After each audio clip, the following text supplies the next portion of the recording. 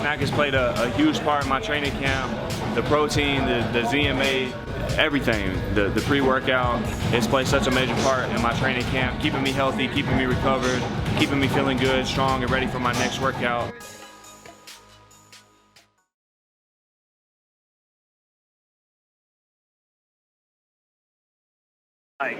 Coming from you?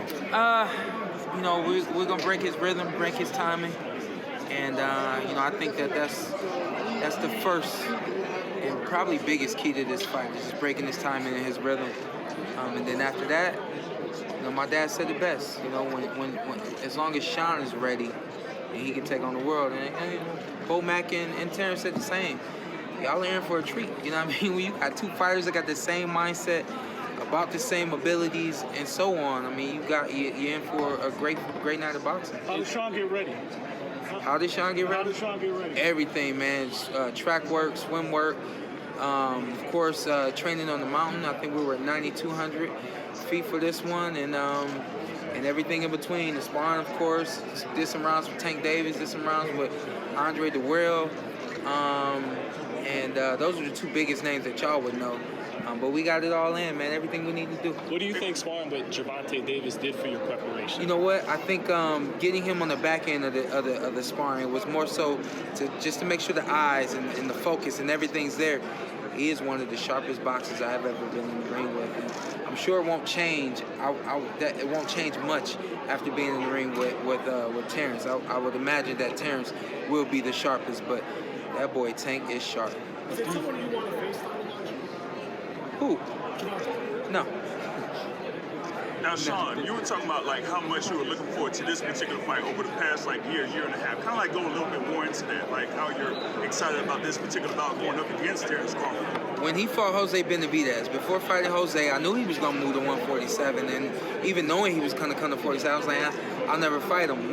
When I saw his fight with Jose Benavidez, he was like, Jose's here, and he was like right here. It was like there was just nothing Jose could do. He was so dominant. I sat back after that fight, I was like, I might have to get in the ring with this dude, man. He's great.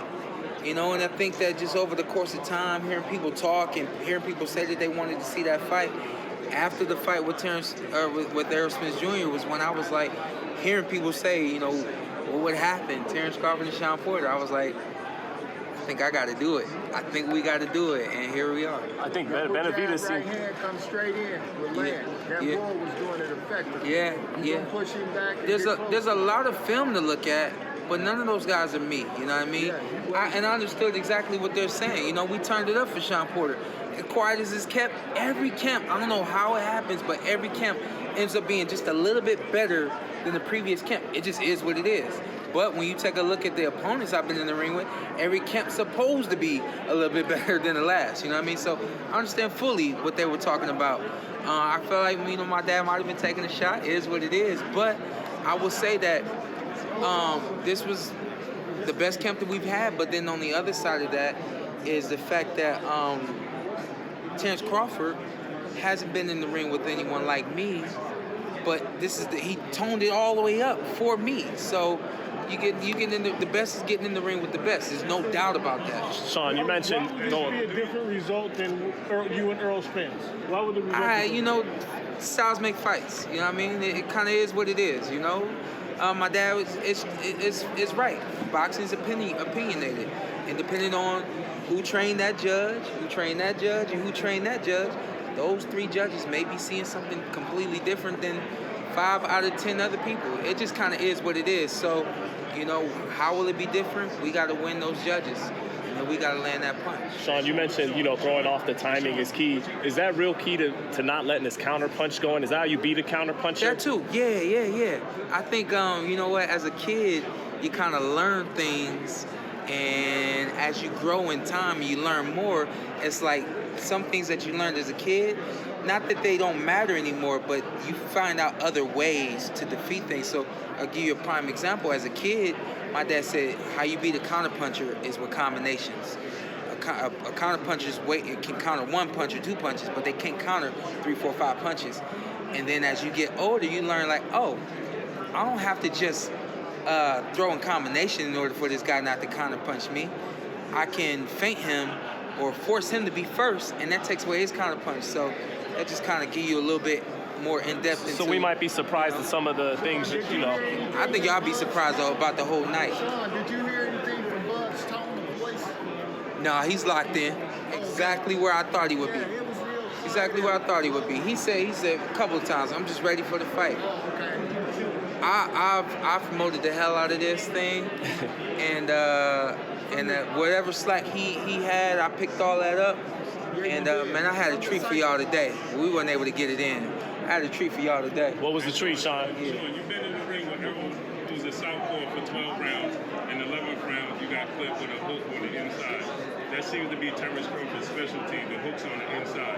What have you done to prevent that from happening again in this match? We definitely did the best we could to train to correct the error that I made in that fight in that moment. But yeah, I think that collectively it's just about not getting caught up in moments. And what about the fact, Shawn, that he's a Bud's looked to be wide, so Shawn should be able to get inside and prepare more for a left-handed or right-handed. More for a left-hander. Yeah, more for a left. and Shawn, lastly, man, just mean it. Okay. Found success as a commentator. When did you start to see the blueprint to the boxing business? And I see Keyshawn and Robert here. What would you say to young fighters about minding the boxing business as a fighter? I grew into this, man. And these fighters, these young fighters that are coming up, they're gonna have to grow up fast. They got social media now. They have a presence now that they didn't have when I was like growing into the sport. When I was 20, 21, we didn't have everything the way that it is now. And so yeah, I will encourage those guys to learn the business, learn what's going on, learn the behind the scenes, understand your contracts. Everything that I didn't care about, my dad was pushing it on me even though I didn't care about it. And then guess what? Once I had to call on it, I knew what I was doing and I knew what I was talking about. So yeah, I will definitely press upon those guys to start learning it all. Know your place as a fighter, but also know that your place as a fighter is to know the business as well. Shawn, and lastly, your man. legacy as a fighter, where you've been like, you know, fighting where's for Dig? every single belt here in the welterweight division. Kind of going to your legacy and what you want to leave as a fighter here at welterweight. I think the first side of that legacy is done. You can say that Shawn Porter's fought everybody. The other side of the legacy is you have to be able to say, I need y'all to say, y'all have to be able to say, Shawn Porter was in the ring with the best and he beat some of the best. This is the other best, and I have to beat this dude. So when I say my legacy depends on that, I keep saying, like, I've been in a couple of Super Bowls. I've won some and I've lost some. But I don't want to be this to be a Dan Marino effect when you are talking about how good and how great he was. But you always talk about how good and great Dan Marino was, but he never won a Super Bowl. I can't have y'all saying that about me. I can't have y'all saying, oh, he was in the ring with the best. But F that but. Is that confidence Shawn, or pressure? Shawn, Is that lastly, confidence or pressure? It's confidence. And Shawn, no pressure. Lastly, man, they make a lot about Terence. Go ahead. Oh, Yep, I got they you. make a lot about tough, meanness when it comes to Crawford. That's an edge he has over his opponents in the ring.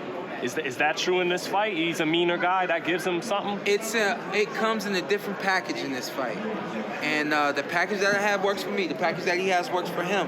It's up to me to make my package work for me against him, and that's what I intend to do. What's your thoughts on Canelo going up to cruiserweight? I love to see him do it, man. No matter what he does, everybody's gonna be tuned in. So the more he can challenge himself and get everybody to rock with him, I dig everything this man has done, and I dig what he did against Caleb Plant. Solid, man, solid. What do you think about Thurman inactivity? I hate it. Wish my boy would get back in here. I actually thought it was gonna be him and I, and I'm glad this one jumped off instead. This was the one I wanted. This one more than I wanted a rematch with Keith. Hey, Terrence is good at making adjustments in the ring. Last one.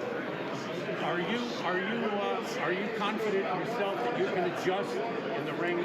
Yeah, man. Here's why I'm confident. It's always like my opposition always, I rise to that occasion.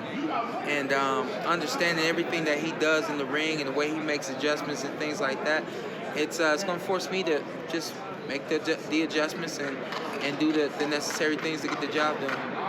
Thanks, Shawn. Y'all got it. Thanks, Thank Shawn. y'all. Thank you so much for watching this video, and make sure to subscribe for more videos of your favorite fighters over here on Fight Up TV, and give us a follow online as well at Fight Up TV on Twitter and on Instagram. We appreciate it, guys.